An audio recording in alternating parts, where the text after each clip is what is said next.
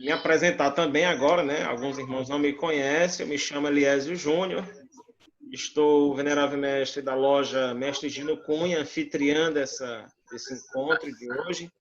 Hoje nós estamos inaugurando essa série de palestras, conhecendo melhor os ritos maçônicos, e vamos iniciar pelo rito que a gente pratica, né, na nossa loja, é o rito mais praticado, como bem disse o irmão Mauro Lerai, o rito mais praticado em toda a América Latina, no Brasil também.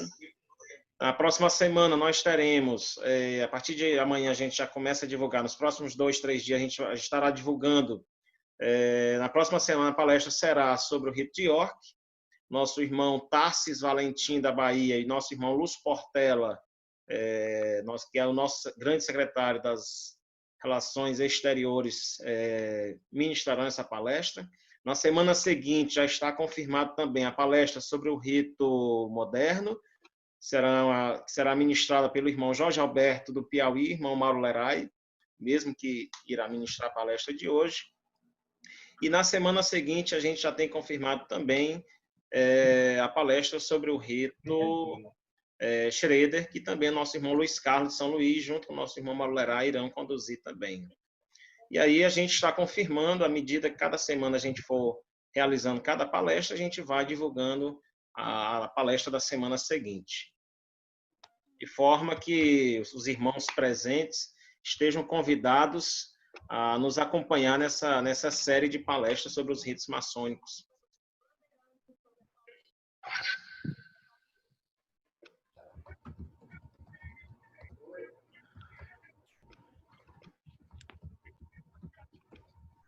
Mais uns 2 irmãos aqui pedindo, né, a orientação para entrar e tal. Então, os irmãos que ainda não se apresentaram, pode dizer o nome, oriente, a loja.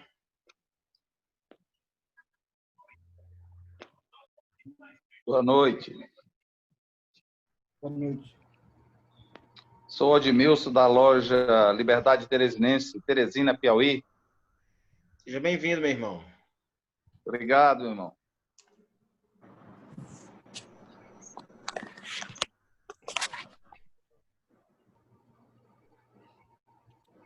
Uns irmãos ainda entrando aqui.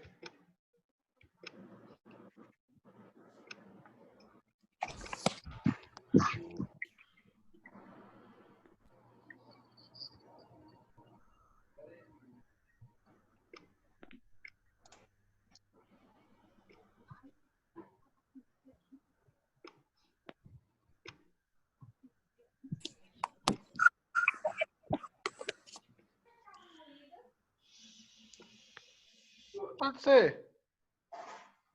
Estamos com 36 irmãos já presentes, né? O irmão que tem o número 207-172 aqui na tela, como é seu nome, meu irmão? Muita gente chegando. Legal.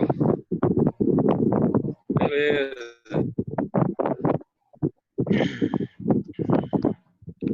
Os irmãos que forem chegando agora, digam o seu nome, a loja e o oriente.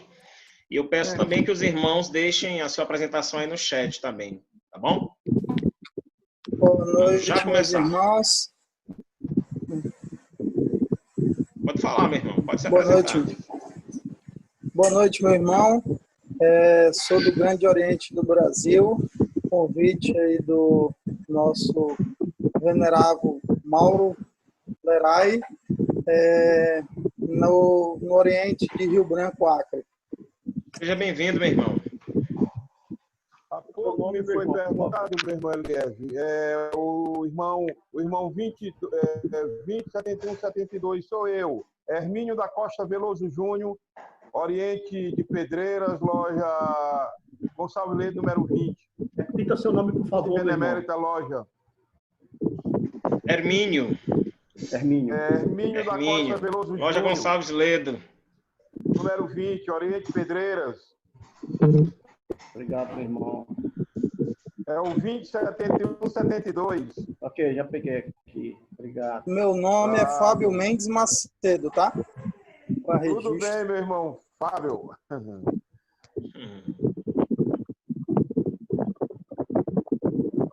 O irmão falou a loja, Fábio. Grande Oriente do Brasil, a loja Barão do Rio Branco. Onde é? Barão do Oriente. Rio Branco, 2441, Oriente de Rio Branco, Acre. Ah, tá.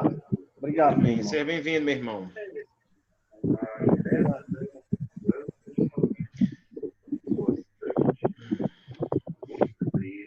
Vamos lá, meu venerável mestre Liésio. Acho que agora Muito a gente bem. pode começar. Meus irmãos, nós já estamos aí com 38 irmãos na Ainda há irmãos sala. aqui para colocar o nome. Meu venerável pega depois aí no chat. Tá? Eu copio, eu baixo Tá, aqui tá. o resumo do chat e lhe envio, tá Ok, bom, meu irmão? me passa. Tá, obrigado. Os irmãos que forem entraram mais 3 irmãos agora e não se apresentaram, né? Vamos se apresentar aí ligeirinho, o nome, Oriente e a loja, meus irmãos.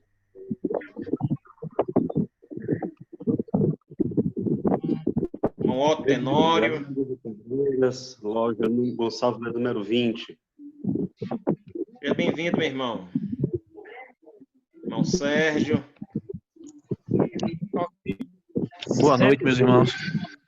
Irmão Murilo Dória, do Oriente de João Pessoa, loja Fidelitas, número 47 da Grande Loja. Seja bem-vindo, meu irmão. Irmão Sérgio ia se apresentando aí. Pois não, meu irmão. Prossiga. Sérgio Costa Soares, Oriente da cidade do Maranhão. Loja Gino Cunha. Muito bem. Seja bem-vindo, meu irmão. Irmão Mauro Lerai, você está com a palavra. Obrigado, meu venerável mestre, meu irmão Eliésio, da loja Mestre Gino Cunha, número 23, jurisdicionada Grande Loja Maçônica do Estado do Maranhão. Saúdo, nesse momento, também todos os veneráveis mestres aqui presentes, o eminente grão-mestre adjunto da Grande Loja Maçônica do Estado do Piauí, que está presente, os delegados, o grão-mestre aqui presente, sobretudo da jurisdição da Grande Loja Maçônica do Estado do Maranhão, o juiz eleitoral do GOB aqui presente e demais autoridades maçônicas. Quero agradecer aos irmãos. Nós temos irmãos aqui de 9 estados diferentes presentes: Santa Catarina, Pernambuco, Espírito Santo, Piauí, Maranhão, Rio de Janeiro, São Paulo, Paraíba e Acre. É um prazer tê-los aqui. Muito obrigado pelas suas presenças. Agradeço também o venerável mestre, meu irmão Eliésio, pelo convite de deferência. Eu só vou pedir, meu venerável, que as pessoas, de fato, desliguem o microfone um pouquinho, porque tem alguém que, eu não sei se é um ventilador, alguma coisa que está comprometendo o áudio, alguém que está com o microfone ligado ainda. Parece que resolveu, né? Resolveu, melhorou. Tá? Meus amados irmãos, eu vou compartilhar a minha tela agora com vocês. Eu só peço uma confirmação oral aí, porque eu vou compartilhar a tela cheia, eu já não vou mais conseguir ver o chat. Né? Então eu peço aí que o nosso venerável, nosso irmão Eliésio, me confirme se a tela está sendo visualizada adequadamente por todos. Conseguem ver aí, meu venerável? Compartilha aí. Sim, perfeitamente. Perfeitamente. Beleza? Ótimo. Pois bem, meus irmãos, então vamos começar o nosso bate-papo de agora, né? Não tenho pretensão de ensiná-los, mas sim de incitá-los a refletir, a pesquisar, incentivá-los a investigar. Afinal de contas, esse é um dos princípios da nossa ordem, né? A gente vai falar sobre o rito escocês, mas, obviamente, eu não vou me ater aqui sobre o rito escocês antigo e aceito do ponto de vista dos seus sinais, toques, palavras, seu simbolismo ou das suas instruções, nada disso, tá? A gente vai conhecer um pouquinho melhor o rito, talvez sobre aspectos que não são discutidos muito dentro das lojas, né? E até por isso a maioria dos irmãos acabam desconhecendo um pouco sobre o rito escocês em alguns aspectos, tá? Para quem não me conhece, tem muitos irmãos na loja, né? Eu atualmente sou o venerável mestre da loja Ostleaf, número 65, jurisdicionada, a Grande Loja Maçônica do Estado do Maranhão. A loja funciona no Rito Schrader, né? A primeira loja do Rito Schrader no Estado do Maranhão, jurisdicionada a qualquer potência que seja. Aliás, eu quero, inclusive, fazer uma menção importante que nós temos aqui membros de 3 jurisdições, 3 potências diferentes, né? Nós temos tanto membros do GOB, quanto membros da CMSB, quanto membros da Comab. Isso também é muito importante, que nós nos congressemos e nos relacionemos entre si, independente de alguns estados não terem tratado de intervisitação, né?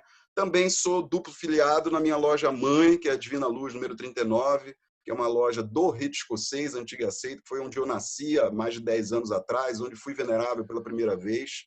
Sou membro e primeiro vigilante da loja de estudos e pesquisas aqui na jurisdição da grande loja maçônica do Estado do Maranhão, que é a loja de estudos e pesquisas Adelman de Jesus França Pinheiro, número 99, e sou membro correspondente da loja de estudos e pesquisas Dom Bosco, número 33, a loja que tem como venerável atual nosso irmão Kenio Ismail, lá do Oriente, do Distrito Federal. Também sou o grande secretário de Relações Exteriores adjunto aqui da jurisdição, né, do Estado do Maranhão, e atuo aí nos graus superiores, tanto no Rito Escocês quanto no York, enfim, atuando bastante aí, seja no capítulo, no conselho críptico, seja nos graus do Rito Escocês superiores também, tá? Nós vamos falar hoje um pouquinho sobre o Rito Escocês a partir de 4 pontos para ficar didático, tá, meus irmãos? Então, nós vamos falar um pouquinho das origens do Rito Escocês, talvez isso seja o ponto mais sensível, porque é o que menos se estuda dentro das lojas. Tem irmãos que não sabem sequer por que ele tem esse nome Rito Escocês, outros dizem que ele tem esse nome Rito Escocês porque ele é lá da Escócia, né? Então, assim, tem muitas dúvidas sobre a origem do Rito Escocês e, sobretudo, sobre os supremos conselhos, que aqui no Brasil, de maneira esdrúxula, nós temos 2, né?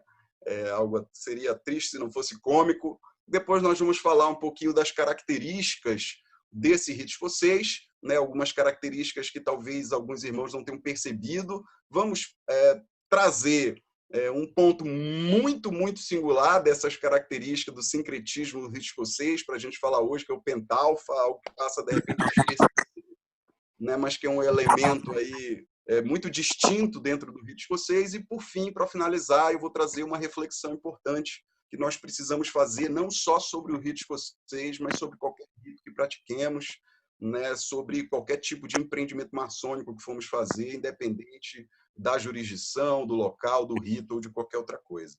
Beleza, meus irmãos? Quero pedir a vocês também que a qualquer momento, qualquer irmão quiser complementar alguma coisa ou fazer alguma pergunta, mesmo que seja durante a apresentação, o irmão pode ficar extremamente à vontade. Basta ligar o áudio, pedir licença e fazer um complemento, uma pergunta, enfim. Tá, meus irmãos? Aqui a troca vai ser muito mais importante do que simplesmente ouvir o que o irmão Mauro Lerai tem a falar. Beleza? Então eu quero combinar isso com vocês, até para que não pareça um monólogo, né? Eu me vendo aqui na tela e falando com vocês, e tanta gente de tantos lugares do Brasil diferentes não estejam participando. Acho que a gente perde com isso. Então, se os irmãos quiserem colaborar, falar, perguntar, fiquem muito à vontade. Eu tenho certeza que o venerável mestre, irmão Eliésio, que está conduzindo essa reunião, também não se oporá a isso, muito pelo forma alguma. Beleza, meus irmãos? Então vamos começar um pouquinho pelo ponto mais sensível e talvez mais importante que a gente tenha que discutir um pouquinho, que são sobre as origens do Rito Escocês, né? Alguns fatos históricos, porque na maçonaria, infelizmente, falta muito pouco historicidade, né? Tem muito pouco estudo factual. Muita gente faz muita coisa durante muitos anos e fala coisas sem saber ao menos de onde veio, por quê, né? E não se preocupa em, de fato, investigar se aquilo tem procedência, qual é a procedência e quem valida essa procedência, né? Então, a gente vai falar um pouquinho de alguns fatos que vão nos ajudar a entender um pouquinho as origens do Rito Escocês Antigo e Aceito. Eu começo, inclusive, com uma pergunta retórica, né? Afinal, de onde vem o Rito Escocês Antigo e Aceito? Alguns dizem que vem da Escócia, outros dizem que vem da França e muitos dizem que vem dos Estados Unidos, né? Porque, como nós vamos ver, e a maioria aqui sabe, todos são praticantes, ou pelo menos foram no Rito Escocês em algum momento, né, do nosso Supremo Conselho lá de Charleston, nos Estados Unidos, na Carolina do Sul. Então, essa pergunta, apesar de ser uma pergunta relativamente simples, né, de onde vem o Rito Escocês Antigo e Aceito, eu arrisco a me dizer que mais de 90% dos maçons no Brasil não sabem responder essa pergunta, tá? Então a gente vai começar por ela e a partir dela a gente vai ver uma pequena aí, timeline, aí, uma linha do tempo sobre o que aconteceu para justificar essa resposta, tá, meus irmãos? Vamos lá. A resposta é dos 3, tanto da Escócia, quanto da França, quanto dos Estados Unidos. Afinal de contas, a gente está falando de origem, né? E as origens, elas vão se construindo no passar do tempo, se complementando, ganhando corpo, né?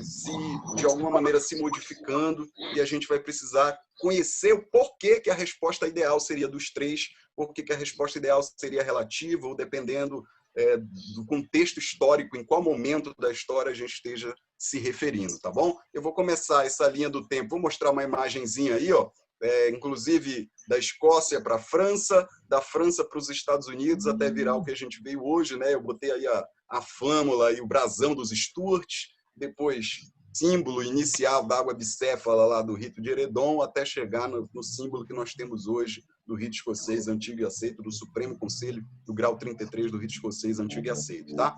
Antes, porém, meus irmãos, eu vou fazer um adendo até para a questão de nivelamento, tá? Rito, galera, no simbolismo, só se fala no Brasil. Em qualquer parte do mundo que nós vamos falar de ritos, de escala de graus, nós estamos falando sempre de graus superiores. No simbolismo, a maior parte das lojas no mundo, elas não falam em nenhum tipo de rito, eles trabalham crafts, né?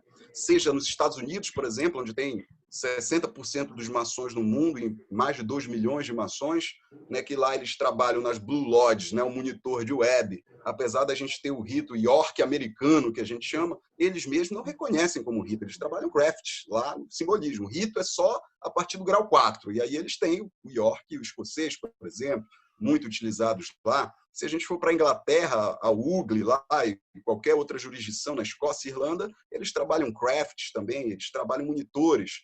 Mesmo na Alemanha, se a gente for falar do Rittschreider, por exemplo, que nem é o rito mais praticado lá na Alemanha já hoje, o Rittschreider, no simbolismo, na verdade, ele é um ritual, né? Ele nem tem graus superiores, ele é um craft maçônico, né?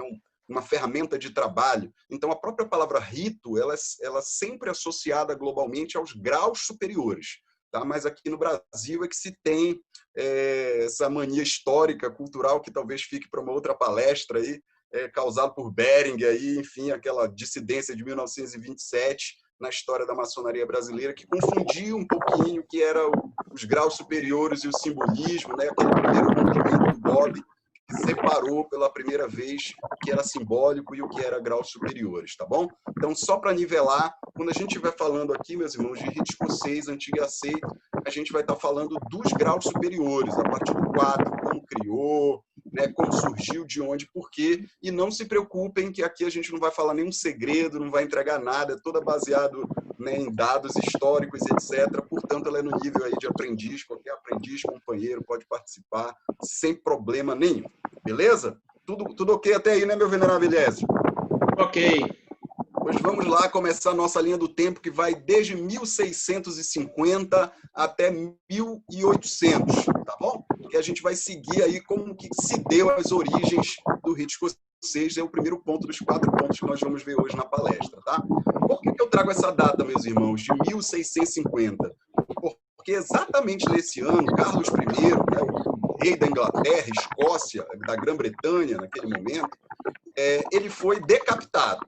Tá? Ele foi decapitado e a família dele, como era costume naquele momento histórico, foi exilada, né? Mas não foi só a família e vários membros da corte dos Stuart precisaram sair da Escócia, né, e foram exilados na França, né? E daí o primeiro ponto, o primeiro momento em que a maçonaria operativa, ou a gente já estava falando de século XVII aqui, já era uma maçonaria semi-especulativa, muito próxima da maçonaria que a gente conheceu aí a partir da fundação da Grande Loja de Londres em 1717, né? Então a gente já tem uma mescla aí de operativa com especulativa, mas ela não era praticada na França ainda, no continente, né? Então era uma maçonaria que era muito forte na ilha, família, os seus descendentes, James Stuart, etc., todos radicados na França, começaram a praticar essa maçonaria lá, né? Então, esse sistema escocês, por assim dizer,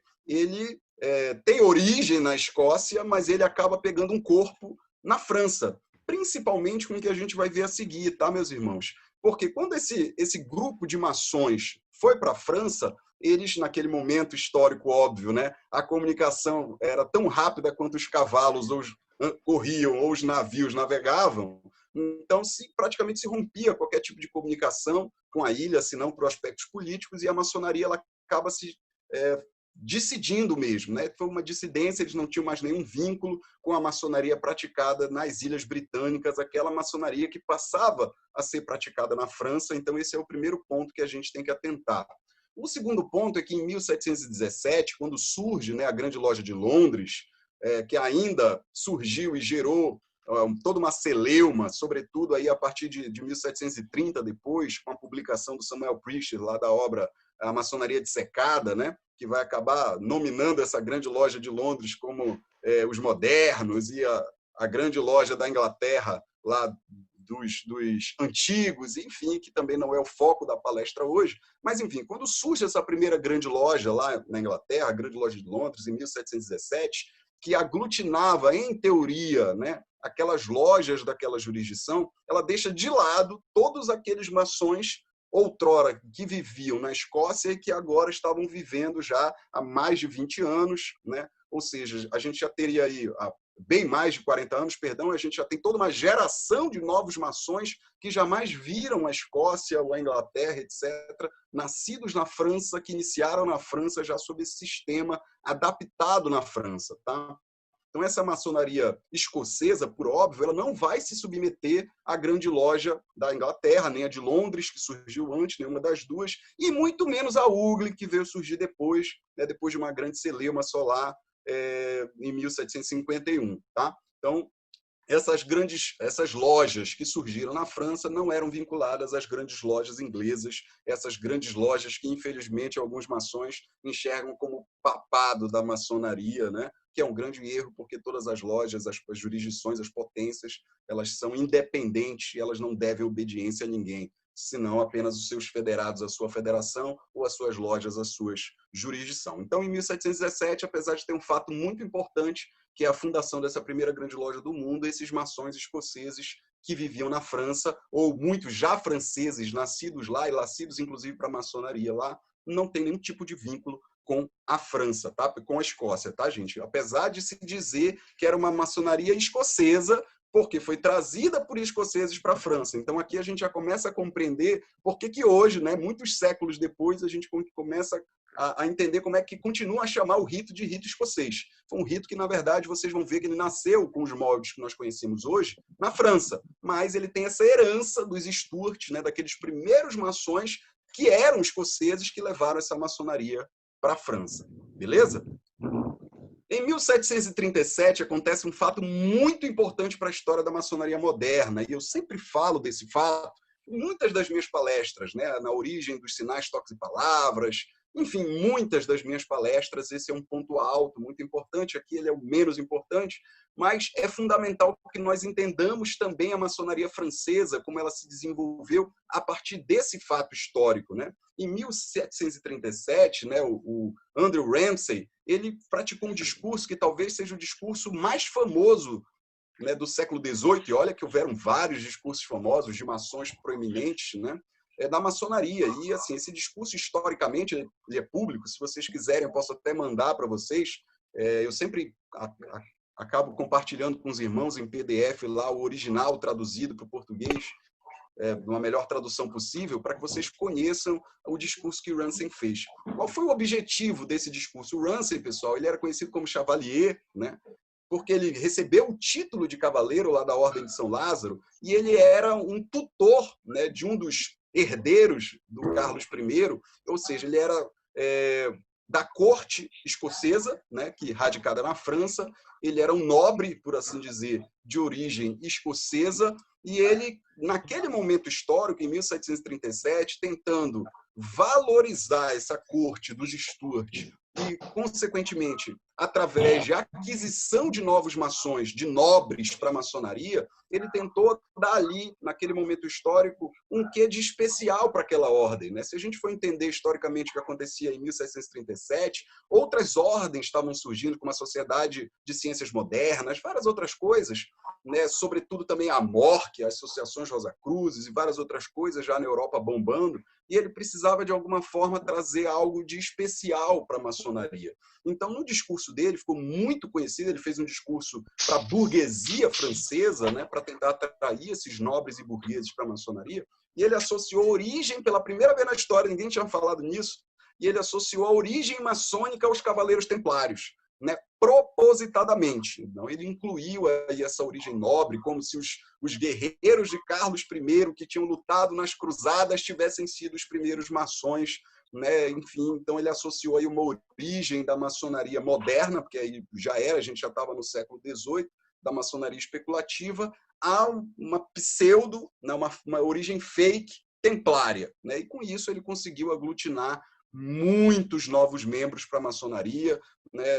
A maçonaria, desde aquele momento histórico, já passava a ser um cabide de títulos e graus, né? E tentava, de alguma forma, fazer uma troca de influências, entregando qualquer tipo de título para aqueles seus membros e, em contrapartida, ganhar qualquer tipo de apoio político ou social dentro desses membros. Esse era o objetivo do Ramsay, né? E ele conquistou esse objetivo, conseguiu, e só se descobriu isso daí muitos e muitos anos depois. A geração do Ramsay não chegou a descobrir que ele estava fakeando essa origem, por óbvio, né?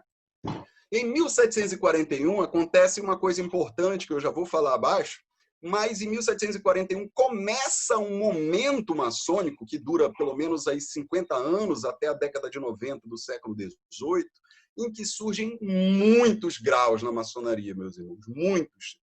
Um dos autores mais sérios de historiadores internacionais, ele diz que chegaram a ser criados mais de 1.100 graus na maçonaria na França, em graus superiores, né? O que vocês vão conhecer aí como o principal desses conjuntos de graus estruturados, que foi o rito de Heredon, mas eram vários tipos de escalas de graus e sempre, obviamente, tendo muitos enxertos. A maçonaria, a partir desse momento, ela já não era aquela mesma maçonaria trazida dos escoceses, né, para a França, um século antes, praticamente. Era uma maçonaria totalmente diferente, já vivendo uma série de outros fatores, tá bom? É o que eu vou discutir com vocês agora, nesse momento, tá? O que aconteceu em 1741 que pode ser considerado um marco, né, para o rito escocês que a gente conhece hoje, né? Em 1741 foi publicado aquele discurso de 1737 que ele fez. Foi publicado em forma de livro, né? Isso aumentou ainda mais a popularidade dos maçons templários, né? E acabou servindo de inspiração para a criação de vários graus de origem templária. Vários, inumeráveis, tá? Surgiu também nesse mesmo ano o primeiro conjunto de graus superiores oficiais, por assim dizer, institucionalizados, que foi o capítulo de Clermont, em Paris. E esse capítulo de Clermont, ele era um capítulo, como a gente tem hoje, por exemplo, nos graus superiores do rito escocês, do rito de York, enfim, um dos grandes conjuntos, né, de graus, e esse capítulo ele estava lá para entregar até 8 graus novos, além do grau 3, né, que era o praticado na maçonaria simbólica, a esses novos irmãos que praticavam esse rito. Nesse mesmo ano, em 1741, também foi fundado um conselho chamado de Conselho dos Imperadores do Oriente e do Ocidente, né, a partir desse capítulo de Clermont, para dar outros graus acima do capítulo, né? E assim, a partir daí, até a loja escocesa na França mudou o seu nome para Grande Soberana Loja Escocesa de São João de Jerusalém. Tá? Então, assim, essa foi a potência, a primeira potência, por assim dizer, que criou o embrião, né, do que é hoje o rito escocês antigo e aceito, porque essa potência ela escalonou, né, 25 graus a serem ministrados, chamados de graus de perfeição. Tá? Essa escala de 25 graus recebeu um nome posterior a isso de rito de perfeição ou rito de Heredon, que inclusive foi o nome que mais pegou, por assim dizer. O rito de perfeição era associado àqueles primeiros graus de perfeição que eram ministrados lá no capítulo de Clermont, os 8 primeiros graus, que quem está ou quem for praticar os graus superiores do rito escocês antigo e aceito logo vai entender por que nós temos aí a primeiro dos corpos, né, do rito escocês antigo e aceito, chamado de capítulo, e por que ele tem um apelido aí também, né, de graus de perfeição, muito associado à sua origem, muito associado à origem histórica lá do capítulo de Clermont, quando criou o rito de Heredon, por assim dizer, e começou a ministrar esses graus. Tá? E isso nesse período, tá, meus irmãos, entre 1741 e 1790. Nesse período, transformando esse rito de Heredon em várias coisas, né? Incluíram tradições rosacrucianistas, egípcias, templárias, místicas, gnósticas, coisas de todo tipo. Alguns deles podem ser vistos hoje no simbolismo do rito escocês. A gente vai falar disso já já. Tá? Então, muitas coisas nesse período de tempo foram incluídas dentro da maçonaria, sobretudo influências da Igreja Católica, religiosas, né? A França, né, era um país eminentemente associado ao Papa, né, historicamente, no século anterior, por exemplo,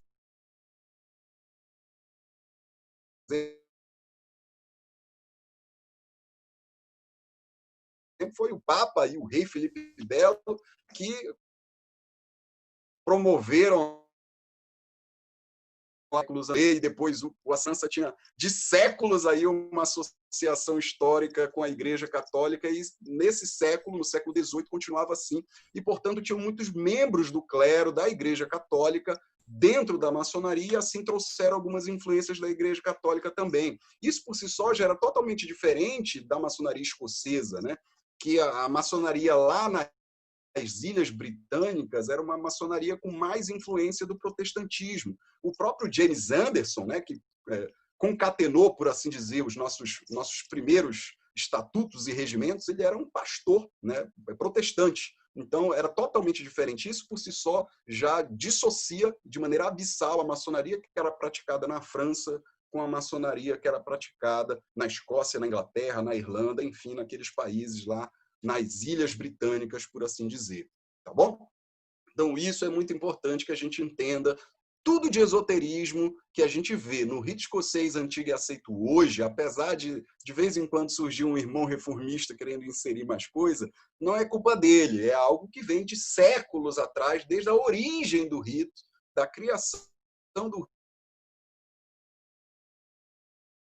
rito ainda na sua Constituição 102, que eu falei lá dos imperadores, né? Eles publicaram uma Constituição, né? Que é a Constituição da Maçonaria de Perfeição, em 21 de setembro de 1962, lá na cidade de Bordeaux, por isso que também ficou conhecida como a Constituição de Bordeaux, e esse documento também você consegue, se fizer uma pesquisa minuciosa, acessar, inclusive, pela internet. Tá bom? E aí eu dou a fonte do livro do Bandeira, de 2011, que diz que nesse período mais de 1.100 graus foram criados, né, só nesse período, entre 1741 e 1790, na França, para vocês terem ideia de que, às vezes, a gente pode reclamar que a maçonaria hoje, né, tem muito título e muitos irmãos que, infelizmente, não querem se aprofundar, entender, estudar e, sobretudo, praticar as virtudes maçônicas. Vocês imaginam naquela época, né, quando a maçonaria ainda estava se firmando no novo país e a custa de que a maçonaria se transformou no que ela é. Então, aquele período foi um período nebuloso para os nossos princípios maçônicos, infelizmente. Tá?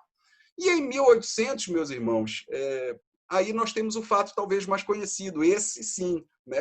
A maioria não conhece o que veio atrás, mas esse todo mundo acaba conhecendo, que foram alguns maçons franceses, né, já radicados nos Estados Unidos da América, na América, 10 no total, fundaram, né, lá em Charleston, na Carolina do Sul, o primeiro Supremo Conselho do mundo, né, que é o Supremo Conselho do Rito Escocês, né, e eles adicionaram aí mais alguns graus, né, aos 25 que já existiam no rito de Eredon, esses 7 graus, né, acima dos 25, eles de fato foram inventados só lá em Charleston.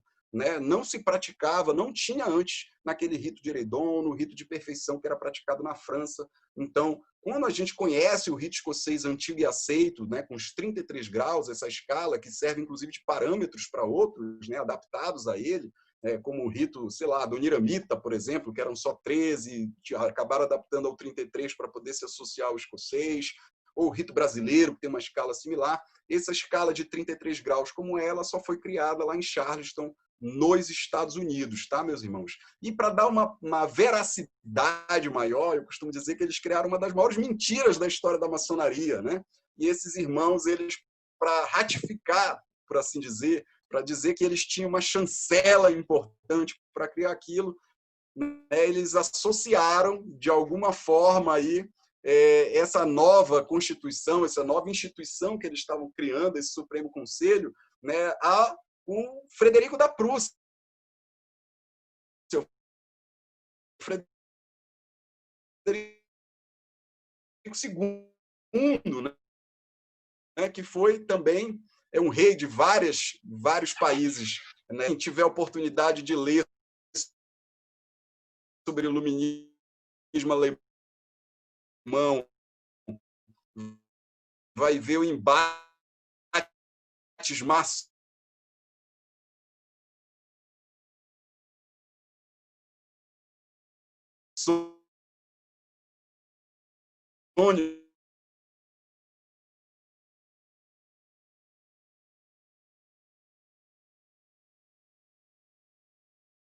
muito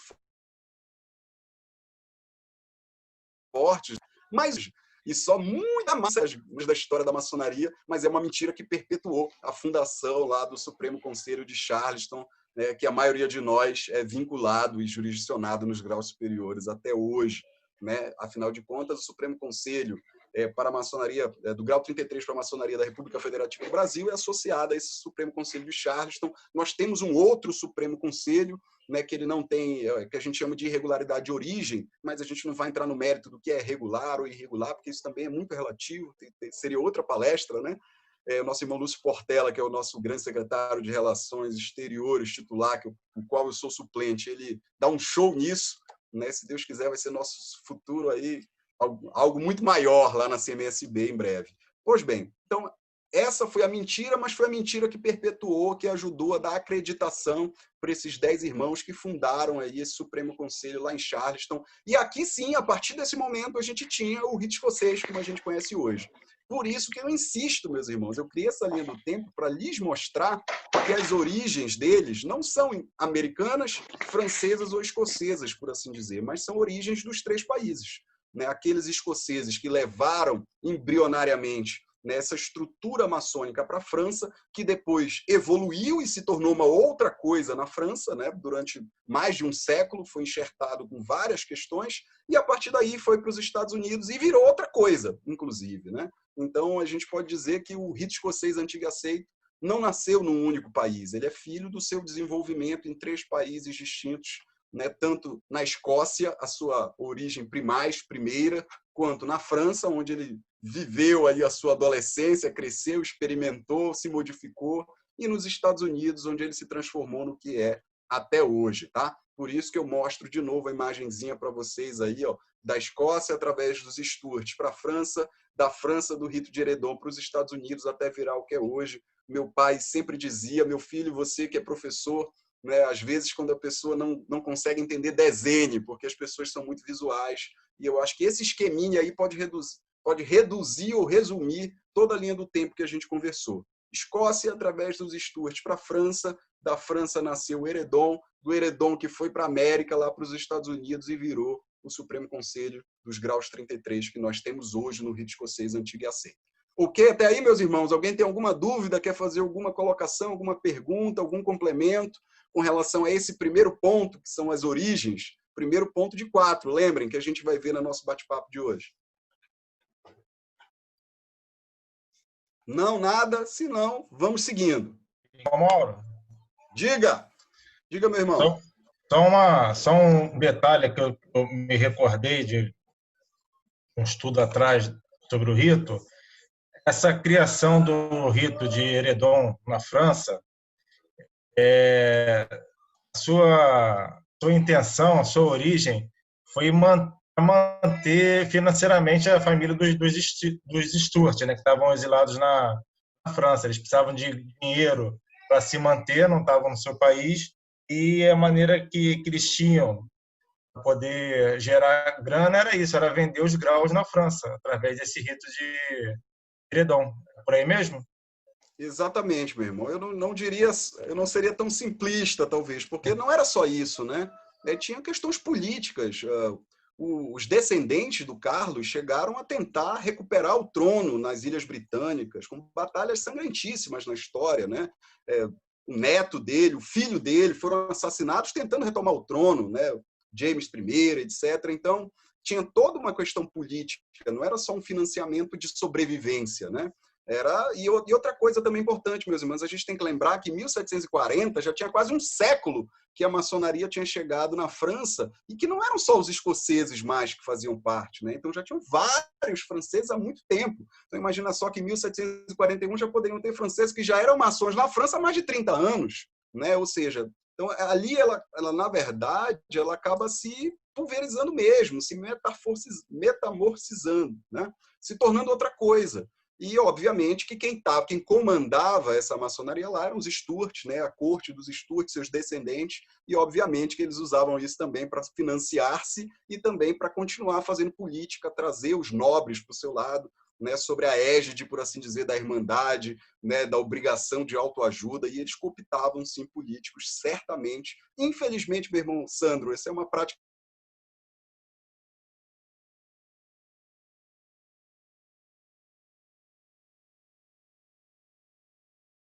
cooptando essa pessoa, né, de alguma forma vai conseguir algum tipo de ajuda ou melhoria na maçonaria, na sua loja, o que quer que seja. Eu até brinco que, por conta disso, nós temos muitos políticos maçons, né?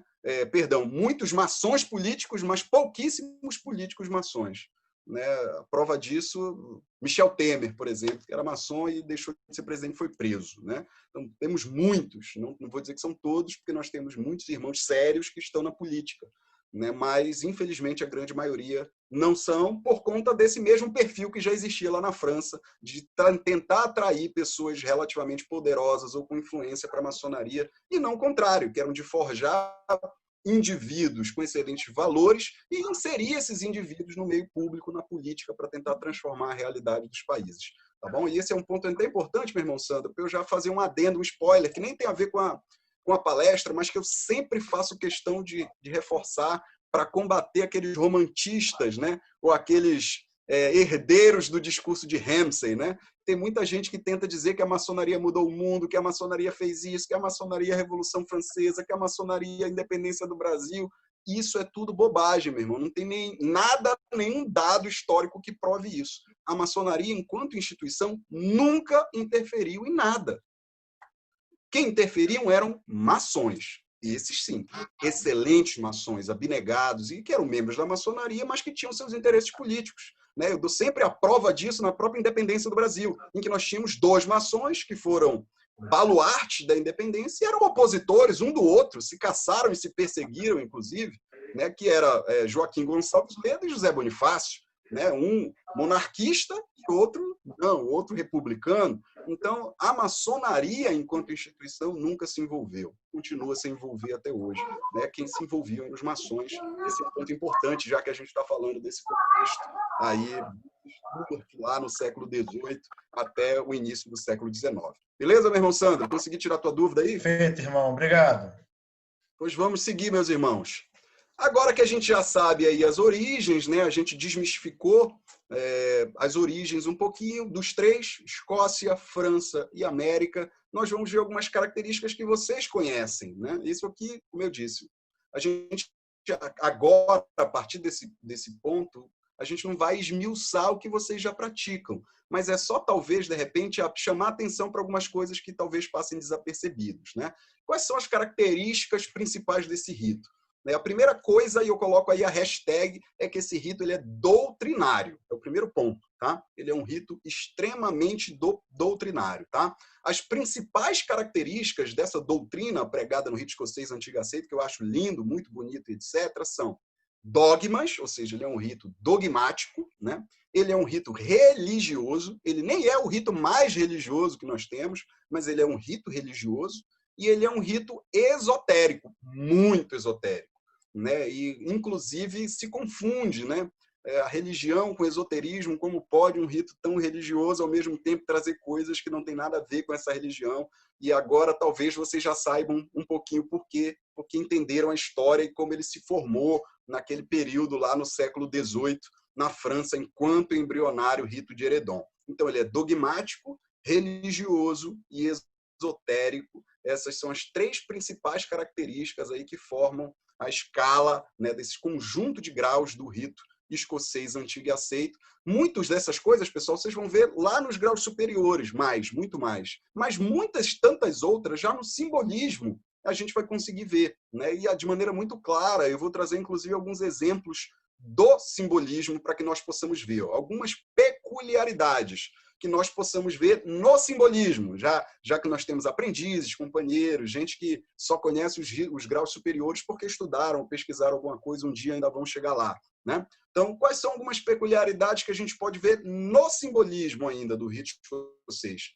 Primeira, as influências religiosas, como eu disse, sobretudo da Igreja Católica, né, que era muito próxima a essa corte dos Sturtes, em todos os 2 séculos, aí, século XVII e XVIII, na França. Né? A primeira coisa é que a gente se reunia em templo. Olha só, o rito escocês em templo. Outros ritos não. Outros ritos se reúnem em sala de loja, em qualquer sala, em qualquer lugar, desde que tenham lá as 3 grandes luzes da maçonaria, que é o esquadro, o compasso e o livro da lei, e que todo mundo esteja de avental. A gente é comum ver fotos, por exemplo, de maçons reunidos em cavernas, maçons reunidos em tendas do exército norte-americano, por exemplo, no Afeganistão. Por quê, pessoal? Porque lá no rito que eles trabalham não há necessidade de sagração do local das reuniões. O rito escocês, não. O rito escocês tem essa peculiaridade. É necessário a sagração. Não pode se fazer uma reunião do rito escocês em um local que não tenha sido sagrado ou até ressagrado, né? Quando passa por reforma, enfim, tem até cerimônias de ressagração de templos, né? Então, essa já é, de cara, uma baita de uma influência religiosa dentro da maçonaria, que o rito escocês é templo. A gente se reúne num templo. Segundo é que o rito escocês possui altares. A própria expressão altares, do altar, é uma expressão, né, trazida da Igreja Católica, e alguns outros ritos que não são católicos não têm altares, têm mesas, né? Então, no rito escocês antigo aceito, nós temos alguns altares, né? O altar dos juramentos, o altar dos perfumes e os altares das luzes, né? Venerável Mestre, primeiro e segundo vigilante. Os outros possuem mesas, mas lá nós temos altares.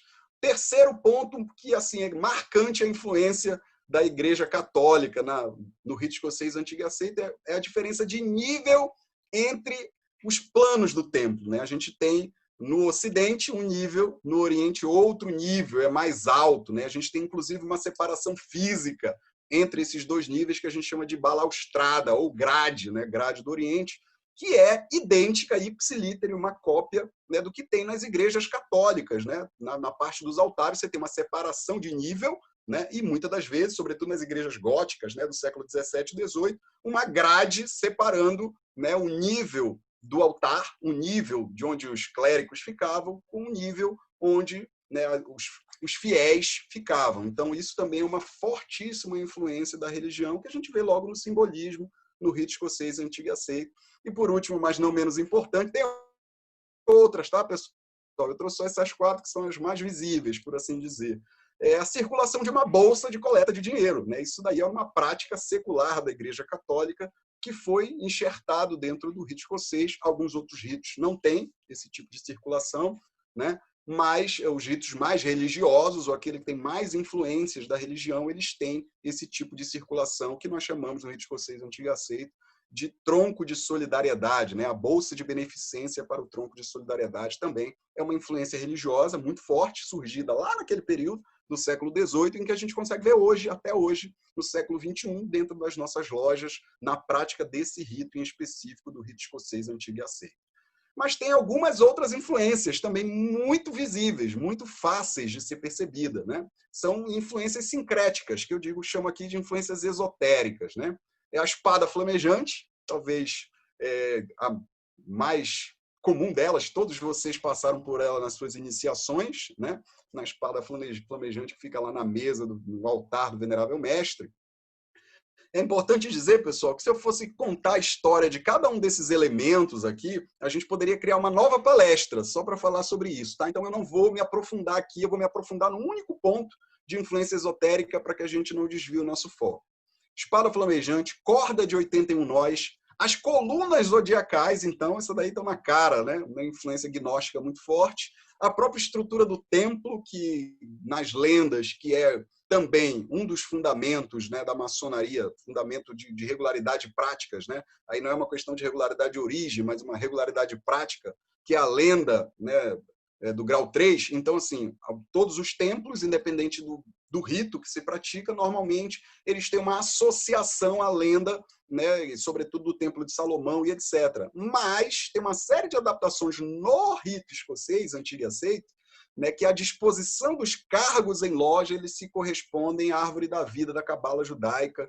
Eu também tenho uma palestra só sobre isso. Nosso irmão Marcos Galvão também já ministrou uma palestra sobre o tema, é muito interessante, que é uma influência também desse momento na França, de enxertos nesse rito de Eredon no século XVIII, nesse período entre 1740 e 1791, e zilhões de outros elementos simbólicos e iniciáticos, vários dentro dos nossos templos, eles têm, de alguma forma, alguma origem ou sofreram algum tipo de influência sincrética, ou seja, de várias religiões diferentes, ou mesmo esotéricas, né, de algo que não foi da religião comum naquele momento histórico, né, que era a religião ou católica ou protestante, após a Reforma, e com Contra-Reforma, etc., mas algumas outras influências, né, do gnosticismo, de alguma outra religião diferente daquelas mais comuns praticadas naquele momento. Beleza? Por conta disso, eu vou falar de uma coisa interessante, ó, que a gente vê no grau de aprendiz, que a gente vê no grau de companheiro, que é uma outra baita influência sincrética, esotérica no rito escocês,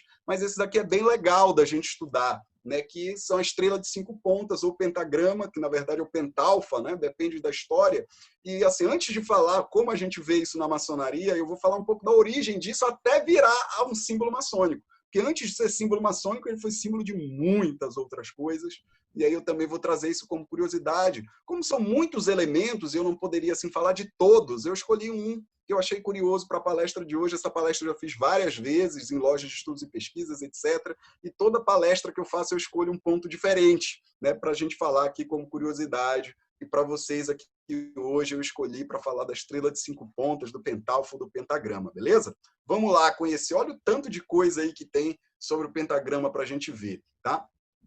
Gente, o pentagrama, tá, ele é associado, primeiramente, na Europa, às escolas dos mistérios da Wicca, celtas, etc., né? Então, ele era mais comumente associado, por exemplo, ao microcosmo, ao ser humano, né? Os 5 pontos que depois, inclusive, foi desenhado por Leonardo da Vinci, etc.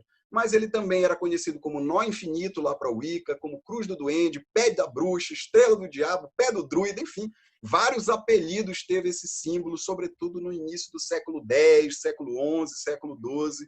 Esse era um símbolo muito comum das escolas de mistérios da Wicca. Ele também, pessoal, ele foi brasão de alguns impérios ou realezas. Eu consegui achar essa figura aí depois de muita pesquisa, é uma das moedas mais antigas do mundo, pessoal. Ela é datada aí de aproximadamente 3.500 anos antes de Cristo, e ela já tinha um pentagrama, né? E é uma moeda ou medalha dos caldeus, da antiga Mesopotâmia, né? E lá significava autoridade, né? Então, assim, é como se o rei caldeu ele estivesse subjugando os 4 cantos do mundo, né? Então, ele é um marco histórico mais antigo aí do pentagrama, como um brasão real, lá da antiga Mesopotâmia. É bem legal a gente conhecer isso, né?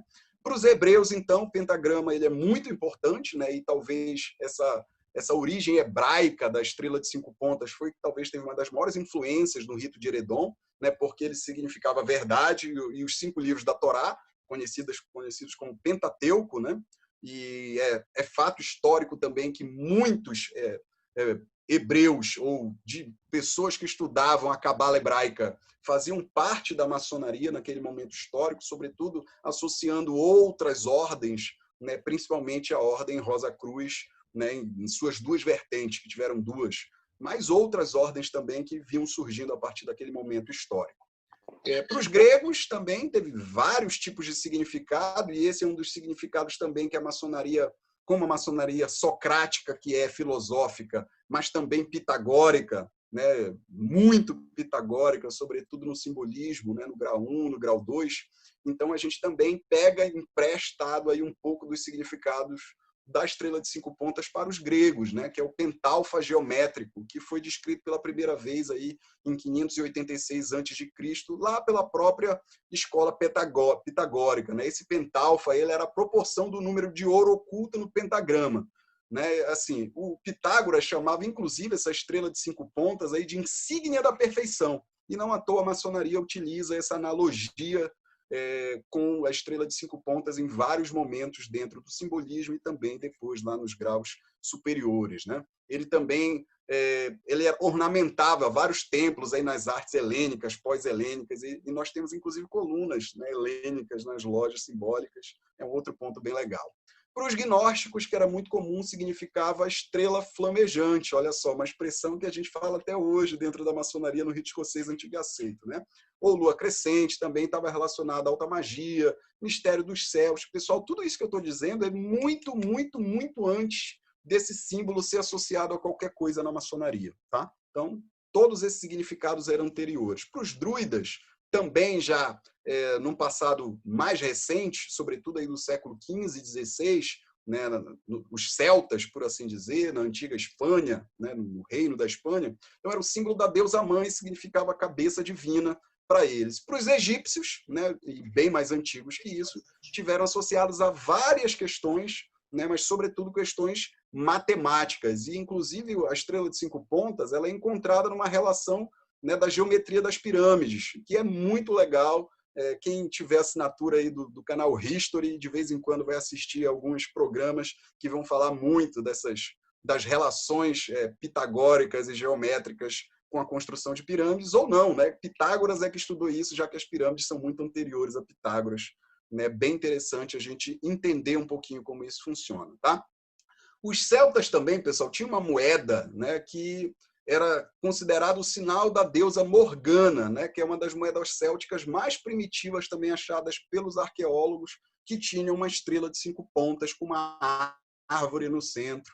Né, era bem legal esse tipo de pentagrama. E para os cristãos católicos, que também influenciaram muito o rito escocês antigo e aceito, e ele sempre foi associado, né, aos cristãos, inclusive na construção dos templos góticos mesmo, né, das igrejas góticas antigas, medievais, e assim, muito, muito antes mesmo da Inquisição. Né? Muita gente associa essa estrela de 5 pontas, sobretudo ela invertida, né, àquele desenho de Baphomet, aos templários, e toda a celeuma que aquilo criou naquele momento, né, em que os templários foram derrubados muito mais para não precisarem pagar o que deviam a eles, sobretudo o rei da França e o Papa, né? E também para tentar, de alguma forma, conseguir o tesouro dos templários, do que propriamente dito, por qualquer adoração dos templários a qualquer tipo de entidade não católica.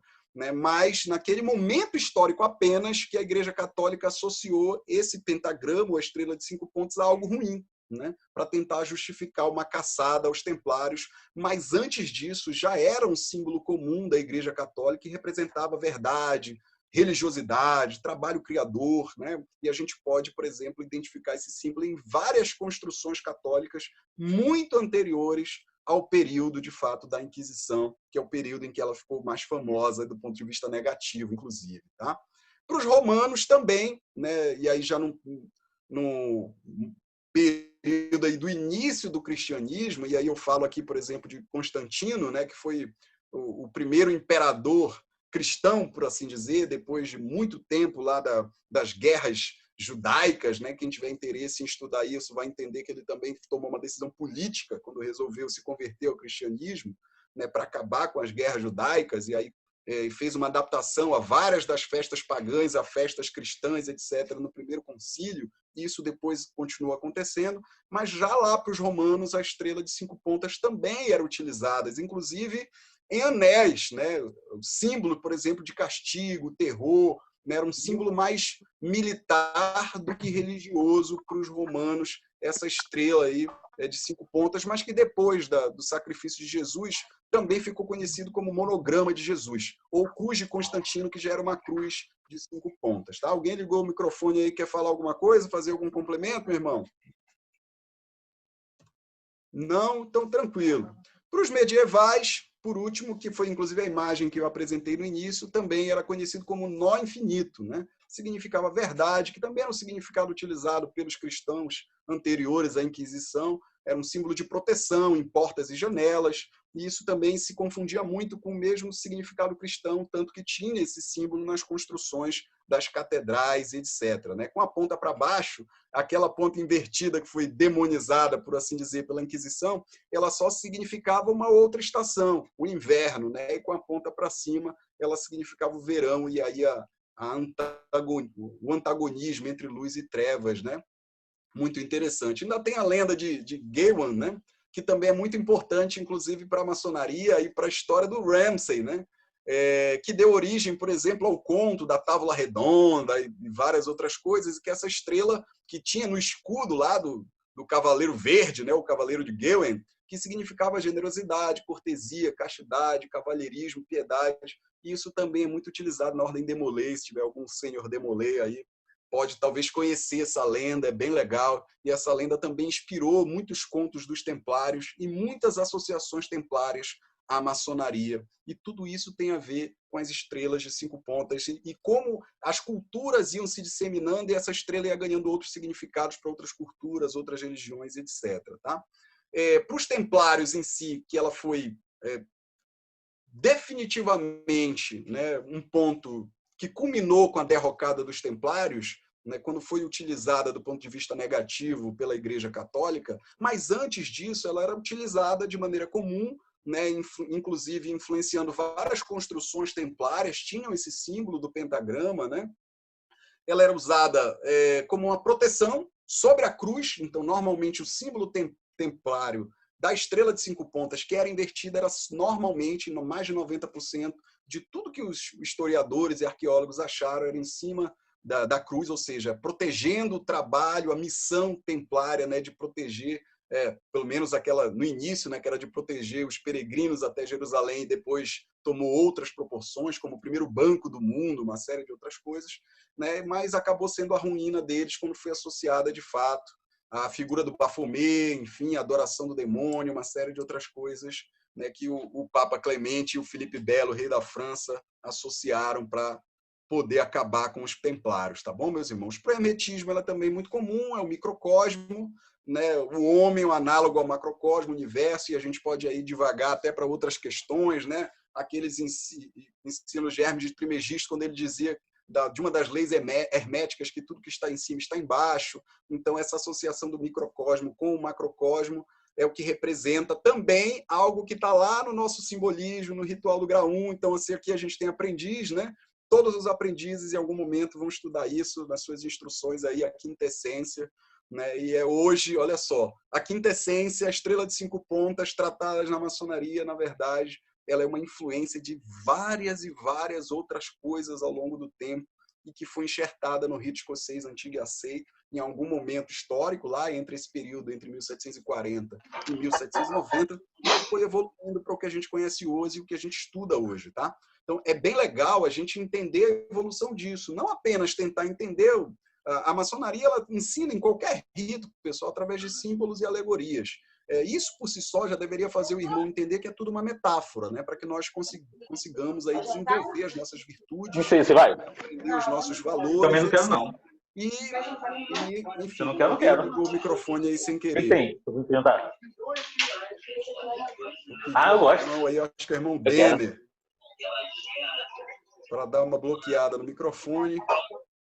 Beleza. Pois bem, então, assim, o que nós utilizamos hoje na maçonaria é tudo metáfora, tá, meus irmãos? É tudo analogia, para que a gente possa entender melhor, né? Como Jesus fazia, ele falava por parábolas, né? Eu que sou o cara do marketing, a gente fala de storytelling, né? De contar histórias para tentar comover o cliente. E assim, a maçonaria ela faz isso. Essa forma, esse processo didático-pedagógico é para que a gente, através de analogias, tentemos entender as coisas. E isso é importante porque tem muitos maçons que, infelizmente, eles querem levar o pé da letra, né? Ele lê, enxerga aquilo e diz, meu Deus, lá porque Salomão era maçom e tal. Não, meu irmão, pelo amor de Deus, né? Então, tudo é analogia, é simbolismo. E todos esses ensinamentos do rito escocês, com todos esses enxertos que ele teve ao longo do tempo, né, que o fazem o rito peculiar e belíssimo que ele é, né, tem muitos ensinamentos bacanas, e aqui a gente só está entendendo, né, uma pequena parte da origem dele e de algumas influências para entender de onde vêm esses ensinamentos, né, porque não foi tirado simplesmente da cabeça de alguém, que isso evoluiu ao longo do tempo para ser o que a gente conhece hoje, que é o que na maçonaria, como eu apresento aí, ou a quintessência, ou estrela flamígera, dependendo do momento aí, do ponto dos seus estudos, você vai encontrar essa estrela de 5 pontas dentro dos nossos ritos, ainda lá no simbolismo do rito escocês, tá, meus irmãos? Então, esse termina aí o terceiro ponto, né, de algumas peculiaridades que a gente vai ver. A gente já viu aí, só para uma questão didática, revisando, a gente viu as origens, né, escocesa, francesa e americana. Depois nós vimos algumas principais características. Depois nós vimos algumas peculiaridades de algumas influências religiosas e esotéricas. E aí eu escolhi uma só para exemplificar o tanto de influência que a gente tem para um símbolo maçônico esotérico dentro dos nossos rituais. E, por fim, para finalizar o nosso bate-papo, eu vou propor uma reflexão, tá, meus irmãos? Como tudo na vida, a gente não deve se fechar, ser intrépido com o fim em si mesmo, né? A gente precisa sempre não concluir, encerrar um capítulo, mas estar aberto para aprender outras coisas, discutir, debater. São as perguntas que movem o mundo e não as respostas, tá? Tudo que a gente sabe de maçonaria hoje é muito mais do que se sabia de maçonaria 100 anos atrás, por conta do afinco de muitos irmãos historiadores que se dedicaram a buscar, de fato, fatos, né? De fato, fatos é ótimo, né? Ficou redundante. Mas buscar fatos para tentar contrapor a só aquela especulação, as pessoas que diziam, né, que sabiam, porque era assim e pronto, né? E a gente acaba tendo embasamento para poder questionar as coisas e saber o porquê das coisas serem como são. Então, as reflexões que eu vou propor aqui são reflexões comuns, sobretudo aos aprendizes e, às vezes, até mestres experientes, né? Não precisa responder, tá, meus irmãos? São perguntas retóricas, né? Mas eu gosto de fazer essa primeira principalmente. Será que apenas a repetição de um ritual me faz conhecer um rito? Eu conheço irmãos que têm 40 anos de maçonaria. São excelentes maçons, porque têm muito caráter, uma excelente conduta, dono de valores assim irretratáveis, né? De condutas ilibadas. Mas isso não faz do irmão estudioso, não faz dele um conhecedor do rito. Será que só ir lá bater malhete, ler ritual toda semana faz da gente conhecedores do rito? Então, essa é uma pergunta que a gente precisa refletir e que certamente vai nos mover a pesquisar, nos instruir, a buscar, debater, né? Enfim. Segundo, há um rito mais adequado a ser praticado? Qual? Essa pergunta eu ouço muito, meus irmãos. Por quê? Porque eu enfrento um grande problema aqui na Grande Loja Maçônica do Estado do Maranhão. Tem irmãos de vários estados, né? Mas aqui no Estado do Maranhão nós temos uma peculiaridade. A Grande Loja, em 60 anos de história, ela teve durante mais de 50 anos apenas um rito, que era o rito escocês antigo e aceito, né? E alguns anos atrás, já como mestre instalado, eu assumi um desafio, junto com alguns abnegados irmãos, Lúcio Portela e Marcos Galvão, principalmente, que foi de trazer a pluralidade de ritos para a nossa jurisdição. Então, nós começamos a estudar outros ritos, né? Praticar, saímos do Estado, né? Eu não sou maranhense, vocês percebem pelo sotaque, mas já moro aqui no Estado há muito tempo, a sair do Estado para visitar outras lojas de outros ritos, de outras jurisdições, aprender esses outros ritos, né? Então, o primeiro que nós trouxemos para cá foi o Monitor de Web, né? O rito americano, ou o York americano, por assim dizer. E a gente teve muita resistência, e eu não culpo os irmãos, porque em toda a história da jurisdição só tinha se praticado um rito. Então, fundamos a loja, trabalhei pela loja e 3 anos depois deixei de duplo filiar. Eu já vinha 1 ano e meio estudando o rito Schrader, né, que fui aceito graças aos benevolentes irmãos lá no Colégio de Estudos do Rito Schrader do Brasil, Colégio de Estudos Irmão Gouveia, né, que 80% dos irmãos estão lá no Sul, né, no Rio Grande do Sul, sobretudo, Santa Catarina, etc. Então, passei um bom tempo estudando o rito e fundei uma loja do Rito Schrader aqui, a primeira, né, não só da Grande Loja, mas de qualquer outra potência que no estado não tinha. E aí a gente está nesse embate agora com o Rito Schrader, e eu até brinco com o meu sereníssimo grão-mestre, se deixarem, daqui 3 anos vou trazer outro rito. Por quê, pessoal? Para mim, aí essa resposta é particular, para mim, não há um rito mais adequado. Não há um rito melhor, não há um rito pior. Todos os ritos, né, eles vão trazer ensinamentos belíssimos. O que a gente não pode se esquecer, que alguns puristas, ditos estudiosos, se esquecem, é que o rito, meu irmão, ele é só o como. O rito, ele não é o porquê nem o quê. A maçonaria é uma só. E ela tem uma declaração de princípios exclusiva, independente do rito. E ela tem objetivos específicos, que é de melhorar o indivíduo, né, através da sua aprendizagem, por símbolos, né, e analogias, né, para fazer com que nós melhoremos, nos lapidemos e pratiquemos a virtude. Assim melhoremos o nosso microverso, né? Nos tornemos melhores homens, melhores pais, melhores filhos, melhores irmãos, melhores amigos. né? Melhores cidadãos, melhores profissionais. Então, quando a gente entende para que existe a maçonaria, o que a gente faz lá, essa pergunta, essa segunda pergunta, ela de cara já cai por terra. Não há um rito melhor. Não há nenhum rito melhor que o outro, nem pior. Há ritos diferentes, com peculiaridades diferentes, com histórias diferentes, e até por isso eu faço aí mais uma parabenização aí ao nosso irmão venerável mestre Eliésio Júnior por ter tido a ideia de fazer uma série de palestras sobre vários ritos diferentes, né? Para que vários irmãos possam discutir sobre esses vários ritos, e se não praticam ou não visitam ainda esses ritos, que possam visitar nas suas jurisdições, aprender com esses outros ritos, complementar aquilo que os ensinos daquele outro rito com aqueles ensinos que ele já teve do seu rito em que nasceu, enfim, da sua loja mãe, etc. Tá, meus irmãos? Essas duas perguntas são retóricas. Uma outra pergunta que me fazem muito, né, é sobre a diversidade entre os autores. Por exemplo, tem autores que eles são mais subjetivistas, como eu costumo dizer, o Risardo da Camino talvez seja o mais conhecido. E tem outros que são mais positivistas, mais factuais, como Castellani. Estou dando exemplos de dois extremos, tá, pessoal? Bem famosos no Brasil.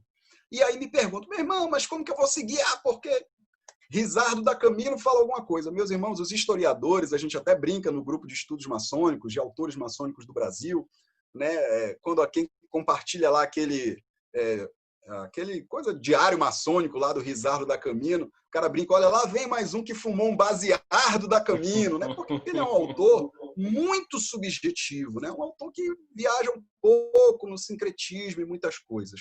Mas também a gente não pode simplesmente seguir cegamente aqueles autores muito positivistas, né? O nosso irmão Lúcio Portela, que eu admiro muito, ele é muito positivista, né? Ele disse, meu irmão, me mostra onde é que está a egrégora na maçonaria, meu irmão, isso não existe, isso foi inventado e tal. Bom, e eu tenho um posicionamento sobre isso, né? E eu sempre que me perguntam isso, eu costumo fazer os irmãos refletirem que nenhum nem outro. Assim como nós devemos combater a ignorância e o fanatismo, eles sempre vão estar associados ao extremismo de alguma forma. Então, eu acho que como livre pensadores, livre investigadores da verdade, nós precisamos entender que a própria verdade ela é relativa. Para a ciência, a verdade não existe. Para a ciência, a verdade é só uma interpretação de um fato, a partir de uma perspectiva, de um ponto de vista, que outro, de um outro ponto de vista, de uma outra perspectiva, vai pensar diferente. Então, eu aconselho a quem me pergunta para não ser extremo, nem se agarrar só com um, nem se agarrar só com o outro. Para que ele, sim, investigue e descubra a sua própria verdade, a partir das suas perspectivas, né? Vejam que tipo de autores eles têm mais afeição, busca, enfim, em quais pensamentos desses autores ele coaduna mais, e a partir daí ele vai construir os seus pensamentos. Não há certo ou errado, tá, meus irmãos? Nem há melhor ou pior. O que há são posições de autores diferentes ou de escolas de autores diferentes na maçonaria. Então, esse é um ponto importante que a gente precisa pensar na hora de ler e estudar. E, aliás, inclusive, incentivar os irmãos a lerem e a pesquisarem, né? Que, infelizmente, cada vez menos isso se faz. Os irmãos, eles leem ritual e olhe lá, fecha e só abre de novo na semana seguinte, no dia que vai para a loja, né? E poucos irmãos, de fato, eles são imbuídos do estudo. Né? E isso também não é o fim do mundo, porque a maçonaria não é uma escola de aperfeiçoamento intelectual exclusivamente. Pelo contrário, ela é uma escola de moral, essencialmente. Né? O aprimoramento intelectual ele certamente vai potencializar esse aperfeiçoamento moral e até o espiritual também. Mas não é para isso que estaremos lá. Então, cada maçom, heterogêneos como somos, cada maçom vai ter uma característica, vai ter aquele que não vai querer estudar muito mesmo, né? Mas que vai ser um excelente maçom ainda assim. Então, eu digo até que a gente não deve julgar até isso. Será que todo mundo tem que ser estudioso? Porque, às vezes, o irmão é muito estudioso, mas lhe falta humildade. Né? Às vezes ele nem é um bom maçom, apesar de ser um baita conhecedor da maçonaria, é aquele que tudo eu que fiz no meu tempo, porque eu sei, aquele negócio. Olha, quantos desses nós não conhecemos? Saudosista, né? Exatamente, se a gente for elencar. Tem até gifs aí, memes, tem até figurinha de maçom dizendo eu que fiz, porque de tanto o cara dizer isso, fizeram uma figurinha dele. Né?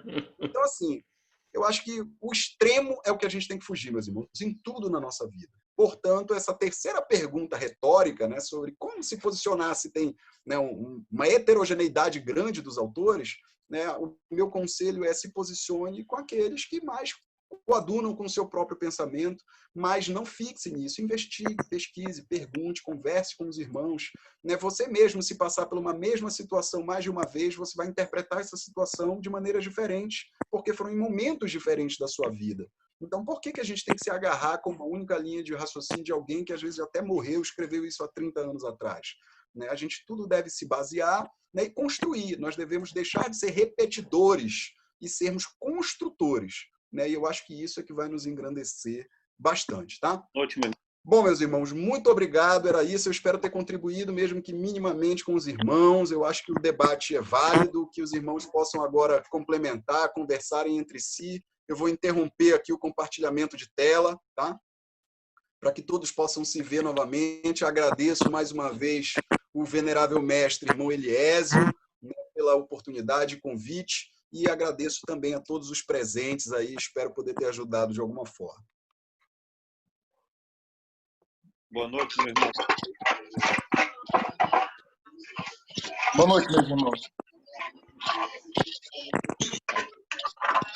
Meu irmão Eliésio, a palavra está com você agora. Beleza, meus irmãos, a gente agradece ao nosso irmão Mauro Lerai. A gente pede aí os irmãos que desejam acrescentar alguma coisa, né, sobre a palestra, que está falando aí na ordem que a gente vai concedendo aí, tá bom?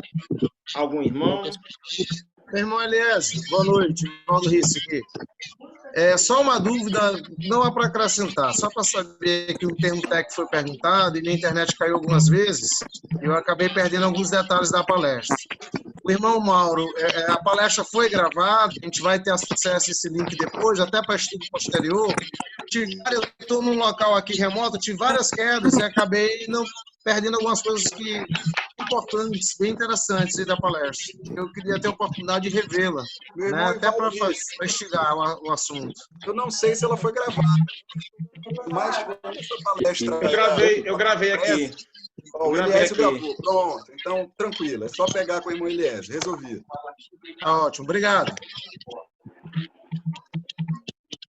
Eu vou disponibilizar, meus irmãos, o meu contato de WhatsApp aí no chat. Aí, o irmão que tiver interesse na palestra, já me dá um oi, se identifica e a gente passa o link, certo? Meu irmão Mauro. Pela ordem. Pois não, meu irmão. Agradecer demais a Hermínio Oriente Pedreiras, Lóia Gonçalves Ledo, o nosso irmão Mauro. Sempre é um prazer ouvi-lo. Fica satisfeito. E a gente viu aí uma palestra que não nos cansa. E a gente, nessa reflexão, passamos a prestar bem atenção nessas reflexões que foram faladas. Muito bom, e a gente só tem a agradecer a você, Eliésio, por abrir esse espaço para a gente, para poder aprender um pouco mais, sair de dentro do casulo.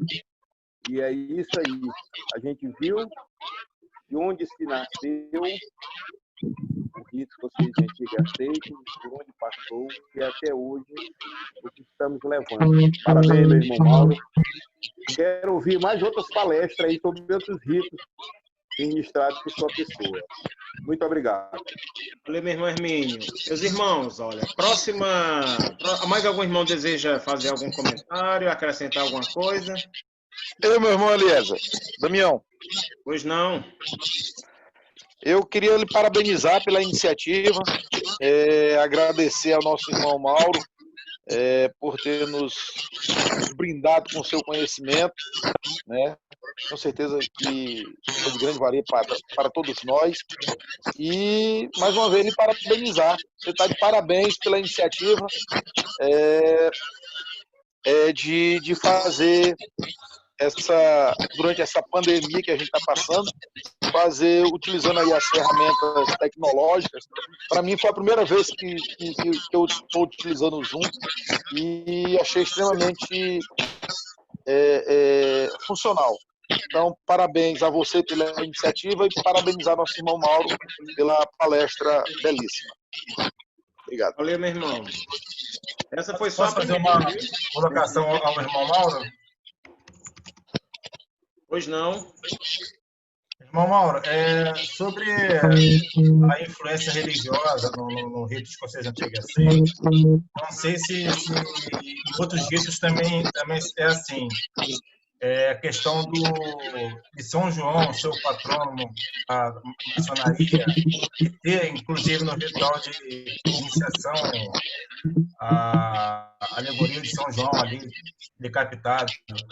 É uma forte também influência religiosa, né, na maçonaria. Sim, meu irmão, com certeza. Outros ritos também têm.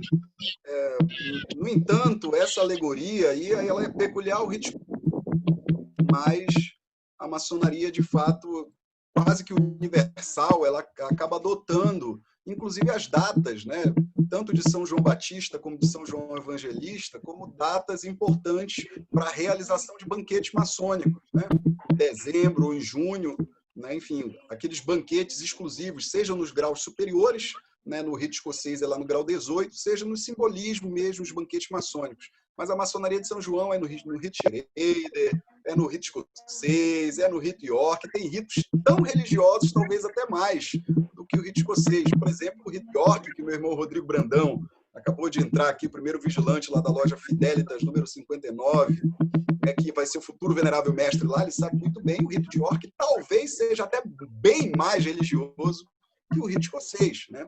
Mas é de uma religião específica, já que o rito York, o americano, lá o monitor de web, mesmo os crafts ingleses, eles sofreram bem menos influências críticas, então eles também têm uma carga de religiosidade muito grande, né? Mas aí só fechada uma religiosidade cristã, por assim dizer, né? Tem menos influência de outros elementos, mas certamente o fato de São João ser o padroeiro da maçonaria, obviamente, é uma fortíssima influência, um indício gigantesco sobre como as religiões influenciaram a construção da maçonaria. O próprio rito Adoniramita é um rito extremamente que tem uma influência religiosa tremenda, não é?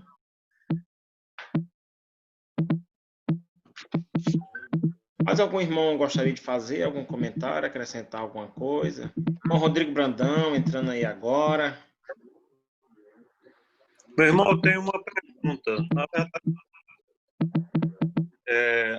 acompanhando a fala do irmão Mauro, ele falando sobre a parte final, sobre a questão subjetiva e positivista, né, de alguns autores. A pergunta é, a grande loja do estado do Maranhão, ela tem alguma concepção definida para que elas pudessem fazer esse tipo de aconselhamento? Não tem, porque é um posicionamento que, se a grande loja fizesse, ela estaria ferindo, inclusive, os princípios maçônicos. Cada irmão é livre para pesquisar o que quiser, né? Obviamente que a grande loja, a nossa própria loja de estudos e pesquisas, que teve muito tempo parada, que foi surerguida esse ano, no ano passado, em 2019, né? Ela tem como um novo foco agora de publicar, né? Da gente desenvolver pesquisas e publicar, como todas as grandes outras, os grandes publicadores sobre conteúdo maçônico no mundo são as Coro Coronati, né? As lojas de estudos e pesquisas pelo mundo. E a nossa loja de estudos aqui na jurisdição, infelizmente, ficou muito tempo como uma loja de vaidade, né? Botavam pessoas lá para ficar apresentando palestras e, enfim, estudo mesmo, pesquisa mesmo maçônica. E publicação não existia. Mas a grande loja, ela não pode ditar uma recomendação a esse respeito. O que a gente pode fazer é conversar, dialogar muito, né? Entender, mesmo que eu não concorde, eu preciso entender e aceitar, né? O princípio da tolerância nos diz isso, o que o outro irmão pensa. Não é porque ele pensa diferente de mim que ele não saiba nada ou que o que ele pensa está errado, enfim. Né? Eu acho que todo esse tipo de discussão ela pode acontecer fora da maçonaria, aqui dentro nunca. Nunca um irmão vai estar errado por pensar diferente de mim. Às vezes ele pode estar errado por ter pego uma informação errada, ou uma fonte não fidedigna, né? Ou ter feito uma interpretação errada, e aí os mestres, por óbvio, têm a obrigação de orientar, sobretudo os aprendizes e companheiros, né? Nessa estruturação dos seus conhecimentos, né? Na sua forja, na sua formação. Mas, fora isso, cada irmão tem a liberdade aí de formular o seu próprio conhecimento. E é importante também dizer, meu irmão Carlos Ayrton, que informação é diferente de conhecimento. O que o irmão Mauro Leray fez aqui hoje foi compartilhar informação. Eu fui um curador, né? Eu filtrei várias informações e compartilhei com algumas pitadas de opinião, né, do meu ponto de vista. E a informação ela é coletiva, todo mundo ouviu a mesma coisa. Agora, o conhecimento não se transfere, porque o conhecimento ele é individual. O conhecimento ele vai depender de como cada um vai absorver as informações, internalizá-las, modificá-las e adaptá-las para a sua utilização no dia a dia. Vai depender do empirismo, vai depender da sua profundidade, vai depender das suas limitações, dos seus paradigmas. Então, o conhecimento ele precisa ser construído, né? E o que nós vamos conseguir fazer sempre é apenas compartilhar informações e incentivar os irmãos a não ficarem só no nível das informações, mas se aprofundarem o suficiente para conseguirem construir o seu próprio conhecimento e, a partir daí, também conseguirem ser curadores de outros, influenciarem outros a continuarem estudando. Muito obrigado, meu irmão. Eu até pego parte da sua fala quando você nos trouxe a percepção sobre ritos, né? Dessa condição que a gente internaliza em alguma fala, quando a gente esteve aí em São Luís, né? Na condição de estar possivelmente venerável mestre, aí a gente entende, poxa, antes não me ouviam, agora passaram a achar, né, que o que eu estou falando faz sentido. Muitas vezes eu viajei e tive, por exemplo, eu estive no Rio Grande do Sul e participei de um rito chamado Mala, né?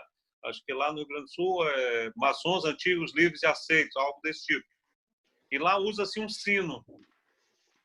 E esse sino gera um silêncio anterior, né, na loja. E eu, por exemplo, eu peguei isso para mim.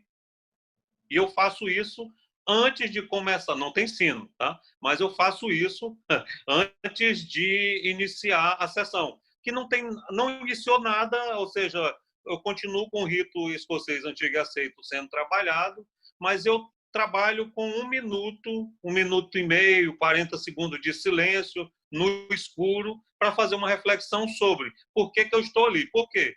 Porque quando chega no átrio, o irmão ainda está falando sobre a fazenda, ainda está falando sobre a chácara, o passeio, a viagem, né? Ele continua ainda fora do que seria, pelo menos nessa condição de espiritualizar. A gente já, com certeza, você já comentou sobre isso em outras palestras, eu vejo outros irmãos falando sobre isso, mas a gente, dependendo da região que está, é muito complicado você não falar de egrégora, né, como você falou há pouco, não espiritualizar, trazer contextos religiosos, porque nós temos irmãos que não têm, talvez, essa mesma linha cultural, como você falou há pouco, de conhecimento aprofundado sobre determinados temas.